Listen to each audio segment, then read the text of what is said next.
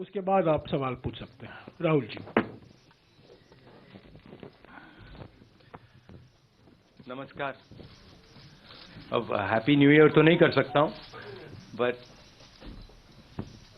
Advance में आपको happy new year. मैं सोच रहा था प्रेस कॉन्फ्रेंस के बारे में, मैंने सोचा कि हैप्पी न्यू ईयर का मैं भी आज आपसे एक सवाल पूछूंगा, वो बाद में, मतलब जब आपने सब पूछ लिए तो मैं पूछूंगा। मैंने सोचा है आप सबके लिए, भारत जोड़ो यात्रा अब दिल्ली तक पहुंची है और हम सबको बहुत कुछ सीखने को मिला, समझने को मिला। बहुत अच्छा एक्सपीरियंस रहा है। लक्ष्य आप जानते हैं, हिंदुस्तान में जो डर, नफरत, हिंसा फैलाई जा रही है, उसके खिलाफ ये यात्रा है। और मुझे लगता है कि काफी सक्सेसफुल यात्रा रही है अभी तक, जो शायद हमने सोचा भी नहीं था, उससे भी ज्यादा इस यात्रा ने अचीव कर दिया है। बेरोजगारी का मुद्दा भी है, महंगाई का मुद्दा भी है, और जो हिंदुस्तान में इनकम इनइक्वालिटी आ रही है, चुने हुए लोगों के पास अरबों रुपए और बाकी हिंदुस्तान के पास कुछ नहीं, ये भी हमारा एक मुद्दा है। पर्सनली जब मैंने यात्रा शुरू की, मेरी सोच थी कि ये कन्याकुमारी से कश्मीर तक एक यात्रा है, और मैंने अपने साथ में कुछ ले नहीं गया। मैंने कहा देखो, मैं जाऊंगा और मैं एक्सपीरियंस करूंगा, मैं कोई मतलब प्री कंसीव्ड नोशन नहीं ले जाऊंगा। तो शुरुआत ये थी कि शुरुआत में लगा कि भाई देखो हम पैदल चल रहे हैं, मगर फिर आस्ते आस्ते पता लगने लगा कि एक्चुअली ये जो यात्रा है, जिसको मैंने नदी भी कहा है, ये एक जीवित चीज है, इसकी एक आवाज है, इसकी भावनाएं हैं, फीलिंग्स हैं, और ये एक प्रकार से हिंदुस्तान की भावनाएं हैं, फीलिंग्स हैं। तो ये यात्रा हमें ये चीजें बता रही है।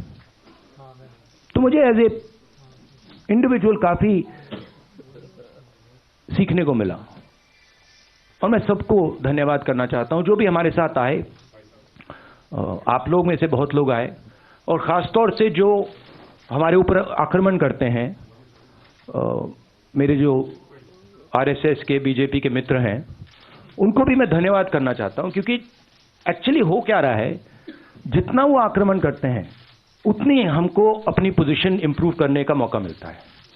तो मैं चाहता हूं, और मैं सीरियसली बोल रहा हूं, मैं चाहता हूं कि वो थोड़ा और जोरों से करें और अग्रेसिवली करें, तो कांग्रेस पार्टी को और हमें, मतलब अपनी जो आइडियोलॉजी है वो अच्छी तरह समझ आए। एक प्रकार से मैं उनको अपना गुरु मानता हूं कि वो मुझे रास्ता दिखा रहे हैं कि क्या नहीं करना चाहिए, रिएक्ट कैसे करना चाहिए, और अच्छी ट्रेनिंग दे रहे हैं मुझे, तो उनका भी मैं धन्यवाद करना चाहता हूं। Thank you. Thank you. Jagran से संजय मिश्रा। राहुल जी, आपने ये यात्रा अभी तक देखी कि बहुत सफल है। विपक्षी एकता जो इस तरह दिखाई दे रही है, उस लिहाज से यात्रा को बहुत सफल शायद नहीं माना जाएगा, क्योंकि कई लोग आने से हिचक रहे हैं। तो आप इस बारे में क्या कहेंगे? नहीं, देखिए, जैसे मैंने कहा, मेरे लिए, जैसे कल मैं किसी से बात कर रहा था, उन्होंने मुझसे पूछा कि देखो यात्रा के बाद क्या होगा, हमें प्लानिंग करनी है कि यात्रा के बाद क्या करेंगे। काफी लोगों ने कहा है ईस्ट वेस्ट यात्रा, कोई और कुछ और कह रहे हैं, और मैंने उनको जवाब दिया, देखिए ये जो हमारी यात्रा है, ये हमें कुछ बताने की कोशिश कर रही है, ये हमें कुछ बोल रही है, और अगर हम उसको सुने बिना कुछ और काम करना शुरू कर दें कि भैया देखो यात्रा के बाद क्या होगा, तो एक प्रकार से ये जो हिंदुस्तान की आवाज है उसका अपमान है। तो मैं वो नहीं करना चाहता हूं। रही बात विपक्ष की, मैं जानता हूं कि विपक्ष के नेता सारे के सारे हमारे साथ खड़े हैं और वो मतलब वो क्लियरली हमें मालूम है। बट आज के हिंदुस्तान में कंपल्शंस भी होते हैं, पॉलिटिकल कंपल्शंस होते हैं, दूसरे कंपल्शंस होते हैं। तो मैं उस पर कमेंट नहीं करना चाहता हूं कि क्यों आ रहे हैं, क्यों नहीं आ रहा है, कौन आ रहा है, कौन नहीं आ रहा। बस मैं ये कहना चाहता हूं कि भारत जोड़ो यात्रा के दरवाजे जो भी भारत को जोड़ना चाहता है उसके लिए खुले हैं, किसी को हम रोकने वाले नहीं हैं। दूसरी बात, विचारधारा में सिमिलैरिटीज होती हैं। देखिए, नफरत और हिंसा और मोहब्बत में सिमिलैरिटी नहीं होती है, डायमेट्रिकली ऑपोजिट चीजें हैं। मगर बहुत सारे लोग हैं और उसमें से अखिलेश जी हैं, मायावती जी हैं, बहुत सारे लोग हैं जो मोहब्बत का हिंदुस्तान चाहते हैं, मैं जानता हूं, नफरत का हिंदुस्तान नहीं चाहते हैं। तो रिश्ता तो है उनके साथ, आइडियोलॉजिकल रिश्ता और भारत जोड़ने का और नफरत को मिटाने का रिश्ता है। आज तक से शुक्रिया।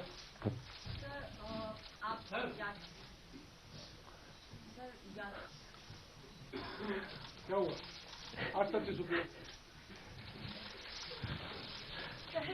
आप यात्रा लेके चले हैं and it's a success, but सरकार के फेलियर्स कितने नजर आए? बहुत सारे लोगों ने आपसे आके बातचीत किया, चाहे युवा हो, बेरोजगारी का मुद्दा हो, आर्म फोर्सेस के जो लोग आए थे, चाइना के मुद्दे भी बात करी, महंगाई का, महिलाएं आ रही बात कर रहे हैं।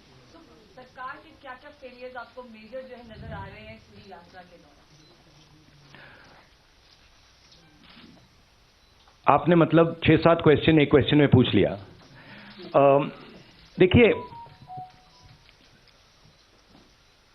सबसे पहले मेरा लक्ष्य हिंदुस्तान को एक ऑल्टरनेटिव विजन देने का है, ऑल्टरनेटिव दृष्टिकोण देने का है, एक नया तरीका देने का है।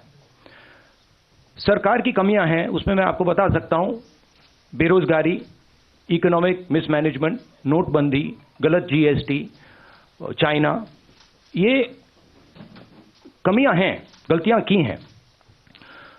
मगर मेरी अप्रोच यात्रा के साथ ये है कि हम हिंदुस्तान को एक सोचने का, जीने का नया तरीका देने की कोशिश कर रहे हैं।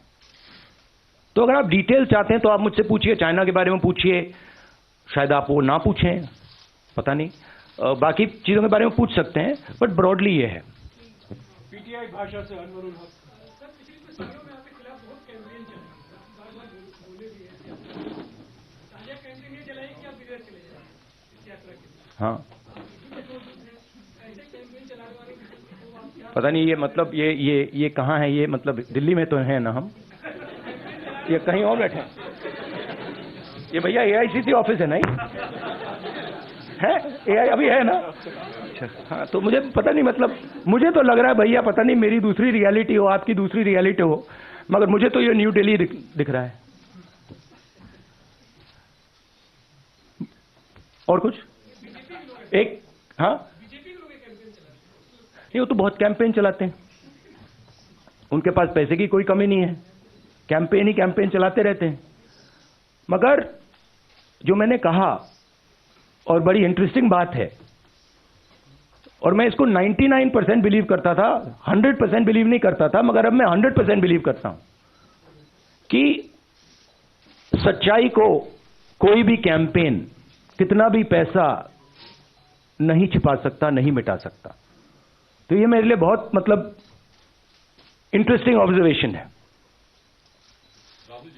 टीवी 18 से रवि सिसोदिया। और जैसे मैंने कहा, अभी कितने लगाए होंगे, 5-6 हजार करोड़ लगा दिए होंगे, थोड़े और लगाइए,